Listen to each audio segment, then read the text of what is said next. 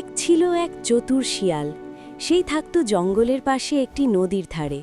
সেই নদীতে থাকত এক বড় কুমির। কুমিরটি খুব শক্তিশালী ছিল, কিন্তু একটু বোকা স্বভাবের। একদিন শিয়াল নদীর ধারে জল খেতে এলো। কুমির তাকে দেখে মনে মনে ভাবল, আজ যদি শিয়ালটাকে ধরতে পারি তাহলে বেশ ভালো খাবার হবে। কুমির চুপচাপ জলের নিচে লুকিয়ে রইল। শিয়াল বুঝতে পারল কিছু একটা গণ্ডগোল আছে। সে খুব বুদ্ধিমান ছিল, তাই জোরে জোরে বলতে লাগল, আহা, এই নদীর জল তো আজ খুব শান্ত, কোথাও কোনো কুমির নেই বোধহয়। কুমির ভাবল, শিয়াল তো আমাকে দেখতে পায়নি। সে আনন্দে একটু নড়ে উঠল। জলে ঢেউ উঠল। শিয়াল সঙ্গে সঙ্গে বুঝে গেল কুমির লুকিয়ে আছে।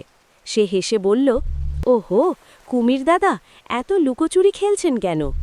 কুমির লজ্জা পেয়ে বলল, না না, আমি তো শুধু রোদ পহুচ্ছিলাম। শিয়াল বলল, ঠিক আছে দাদা, আমি অন্য জায়গার জল খেয়ে নিই। এই বলে সে দ্রুত সেখান থেকে চলে গেল। কুমির বুঝতে পারল শক্তি থাকলেই সবসময় জেতা যায় না, বুদ্ধিও দরকার। শিক্ষা: বিপদে বুদ্ধি ব্যবহার করলে বড় বিপদ থেকেও রক্ষা পাওয়া যায়। Brain emoji, Shark emoji.